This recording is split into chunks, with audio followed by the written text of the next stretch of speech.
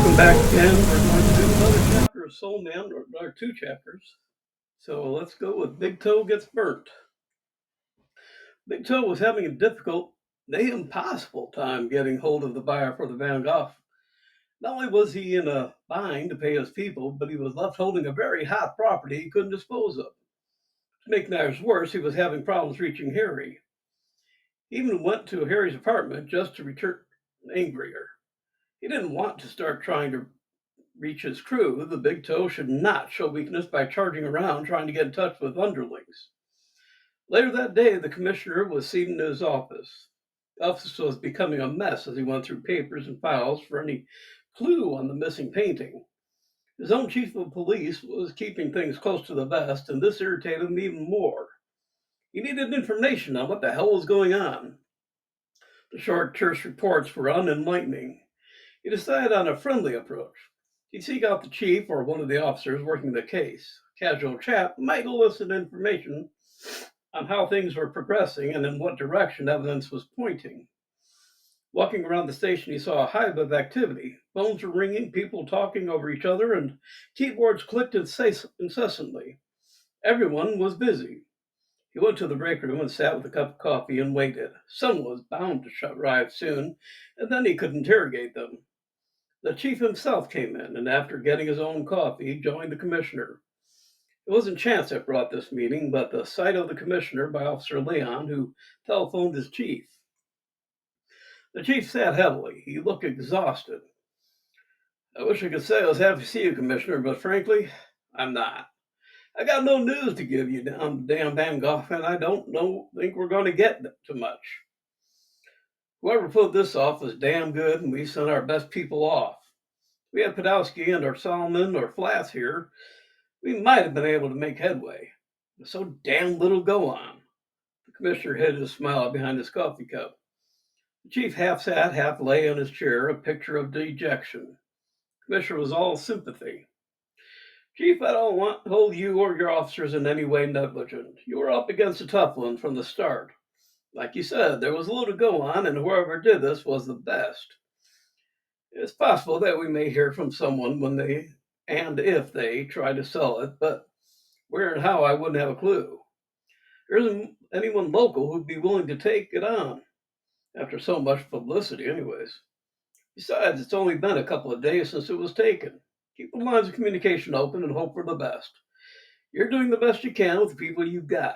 I'm just afraid that when Podolsky and company get back, it will be too late for them to find out anything more. The museum is reopened, and anything that your people missed would be long destroyed by now. The commissioner looked again at the chief. He seemed to be a beaten man. Since the theft, he had barely left his desk. The talk was that he had even slept there on the chance of calling him to come in. It didn't happen often, but occasionally the commissioner felt sympathetic for the chief. Today seemed to be one of those rare occasions. Billy, you've been fretting over this case. A case is a case, and this isn't anything more than any other. I heard you haven't left the office, even to go home and sleep. I'm telling you to take a break. Go to the park, go home, and go somewhere you can relax. Get some real sleep and come back and ready to tackle job fresh. Chief squared his shoulders. Thanks, Commissioner. I'll do as you say. Maybe a night's rest will inspire me. He gave the commissioner an apologetic grin, went to his office to change into civvies, and left for the day.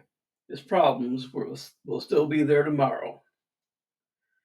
Sitting in the park, the chief sought peace of mind and soul. The warm breeze and the combined scents of lake, fresh cut grass, and flowers worked their magic as he rested. The soft sound of ducks paddling on the water made him sleepy, and he finally succumbed.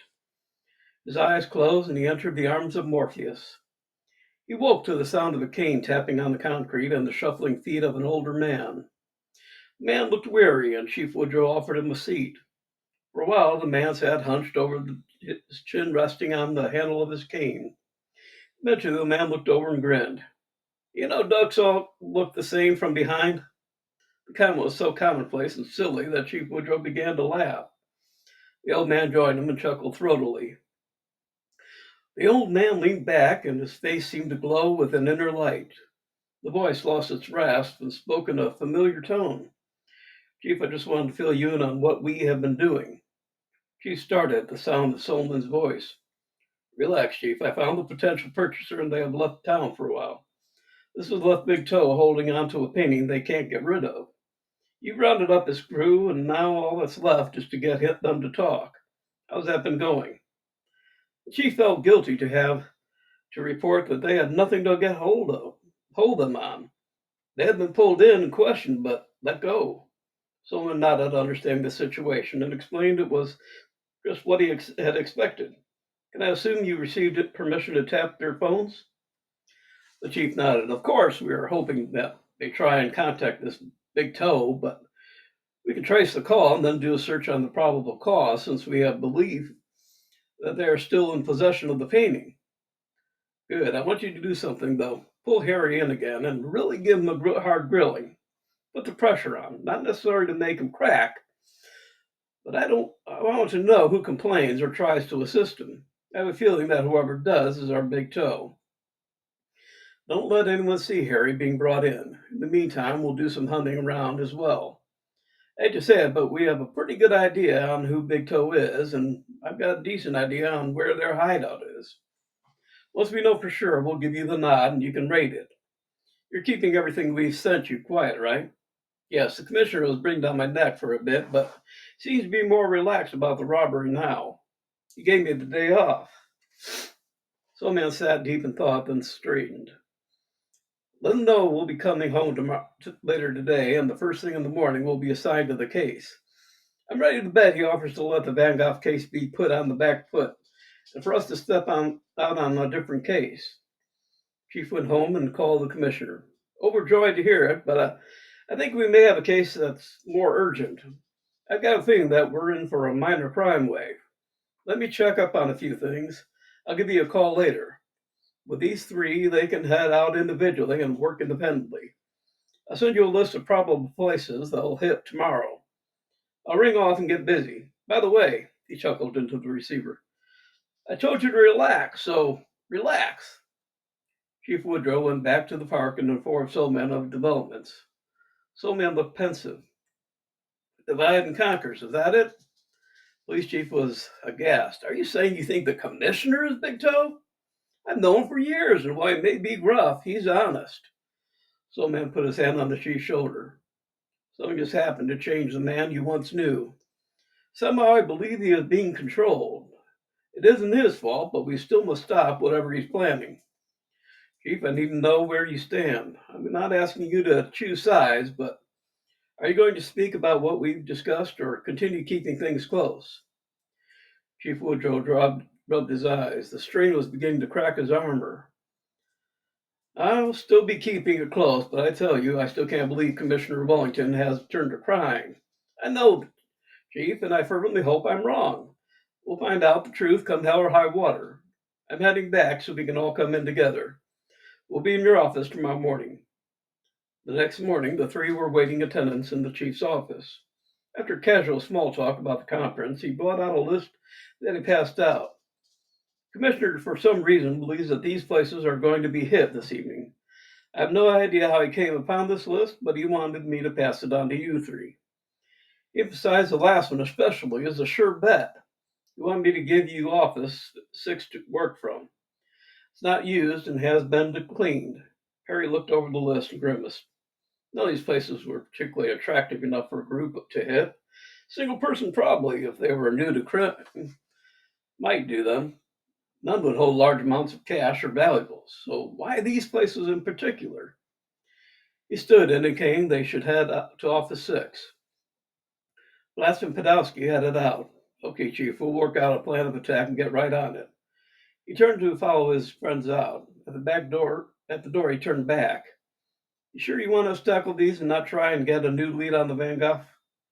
Chief Wellington shrugged. I'm just passing this on to you as instructed. You and Flats are free agents, and you can do whatever you want. That'll leave Podolsky on his own, though.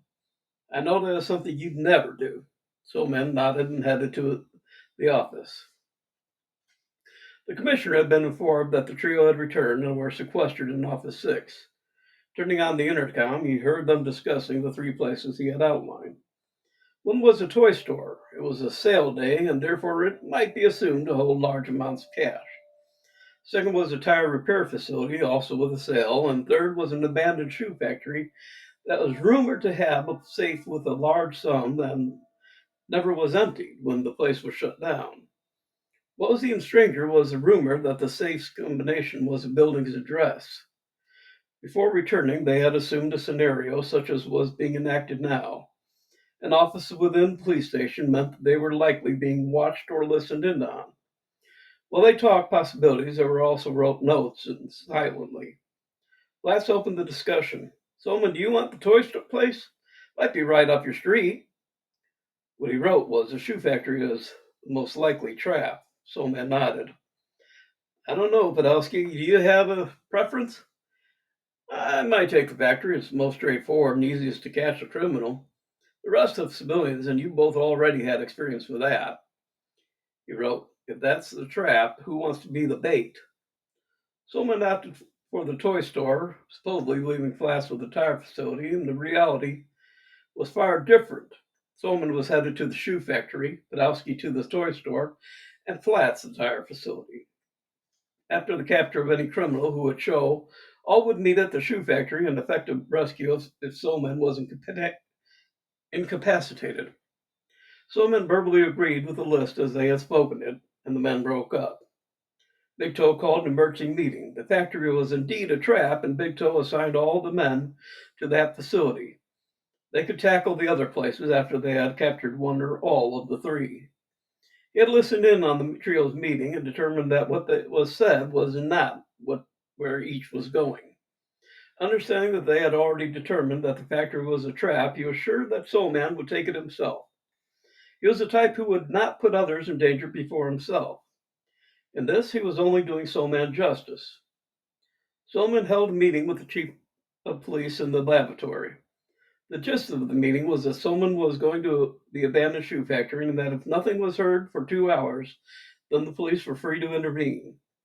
Chief wanted to send a squad on ahead, but Soleman remembered that the idea was to trap Big Toe, who would be sure to take the opportunity to gloat once he had captured his nemesis. Final handshake, and Soleman departed on his errand. All right, that's it. Next time we do a reading, we'll finish up the book. So that's it for Soleman for today. I look forward to seeing you on our next reading. When we finish up, I was going to try and do a live reading, but unfortunately, I haven't been able to figure out how to work that yet. So we may do that for the first story when I do the reading from my next sheriff in a small town too. So, oh, there we go. All right, be good yourself. Have a good week, and I look forward to seeing you on our next reading.